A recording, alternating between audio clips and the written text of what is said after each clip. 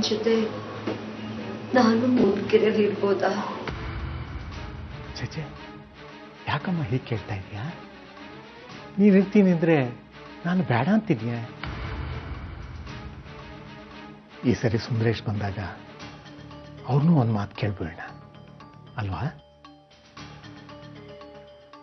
ಆದ್ರೆ ಅವ್ರ ಕಾಲ್ ಮಾತ್ರ ಹಿಡಿಯೋಕ್ ಹೋಗ್ಬೇಡಿಪ್ಪ.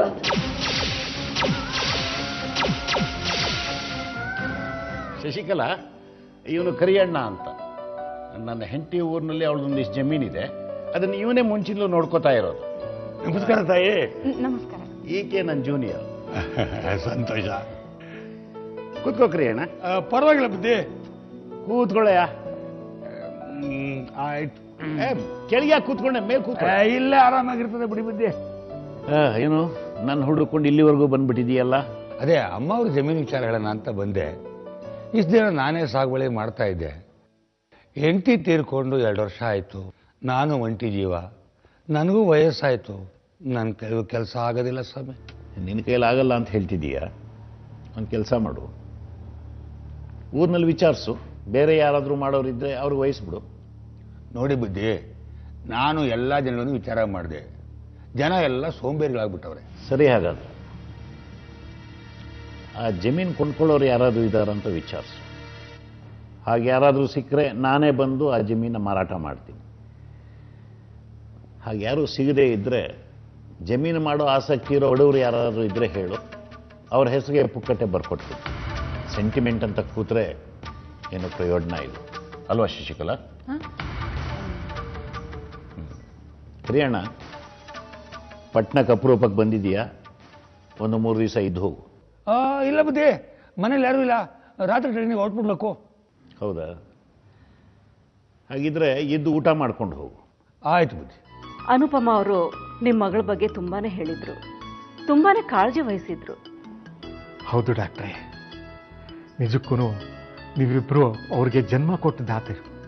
ಅನುಪಮ ಅವರು ಎಂಥ ಟಫ್ ಆಫೀಸರ್ ಗೊತ್ತಾ? ಅವರನ್ನ ಕಂಡ್ರೆ ಜನ ಗಡಗಡ ಅಂತ ನಡುಗ್ತಾರೆ.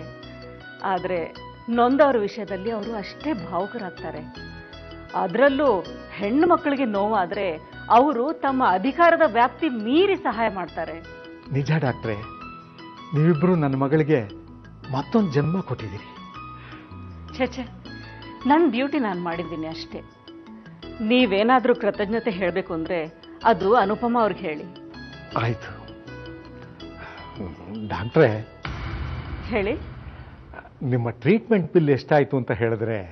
ಆಮೇಲೆ ಹೇಳ್ತೀನಿ ಬಿಡಿ ರಮಣ, ತುಂಬ ಜಾಸ್ತಿ ಏನೂ ಆಗಿರಲ್ಲ. ನರ್ಸ್ ಅಟೆಂಡೆನ್ಸ್ ಚಾರ್ಜ್ ಅಷ್ಟೇ. ಹೇಗಿದ್ರು ಮುಂದಿನ ತಿಂಗಳು ಬರ್ತಿರಲ್ಲ, ಆವಾಗಲೇ ಕೊಡೋರಂತೆ ಬಿಡಿ. ತುಂಬ ದೊಡ್ಡ ಬಿಲ್ ಏನೂ ಆಗಿರಲ್ಲ. ನೀವು ಕುಟುಂಬವಾಣಿ ಕಾರ್ಯಕ್ರಮ ನಡೆಸ್ಕೊಟ್ಮೇಲೆ ಅದ್ರ ಬಗ್ಗೆ ತುಂಬಾ ಎನ್ಕ್ವೈರೀಸ್ ಬರ್ತಾ ಇದೆ. ಎನ್ಕ್ವೈರಿ ಅಂದ್ರೆ ಪಾಸಿಟಿವ್ ಆಗೋ ನೆಗೆಟಿವ್ ಆಗೋ? ಛೇ, ಪಾಸಿಟಿವ್ ಆಗಿ ಮೇಡಮ್. ಎಷ್ಟೋ ಜನ ಹುಡುಗಿರ್ಗೆ ಪೊಲೀಸ್ ಕಂಪ್ಲೇಂಟ್ ಕೊಡೋಕೆ ಆಗಲ್ಲ. ಇನ್ನು ಕೆಲವ್ರಿಗೆ ಸ್ಟೇಷನ್ ಅಂದ್ರೇನೆ ಭಯ. ಮತ್ತು ಕೆಲವ್ರಿಗೆ ತಮ್ಮ ಹೆಸರು, ತಮ್ಮ ವಿಚಾರ ಎಲ್ಲ ಪಬ್ಲಿಕ್ ಆಗೋದು ಇಷ್ಟ ಆಗಲ್ಲ. ಅದಕ್ಕೆ ನಿಮ್ ಬಾಯಿಂದನೇ ಪರಿಹಾರ ಕಂಡ್ಕೊಳ್ಳೋದಕ್ಕೆ ಬೇರೆ ಬೇರೆ ಹೆಸರಲ್ಲಿ ಕರೆ ಮಾಡ್ತಾರೆ. ಅದಕ್ಕೆ ನನಗೇನ್ ಮಾಡ್ಬೇಕು ಹೇಳಿ?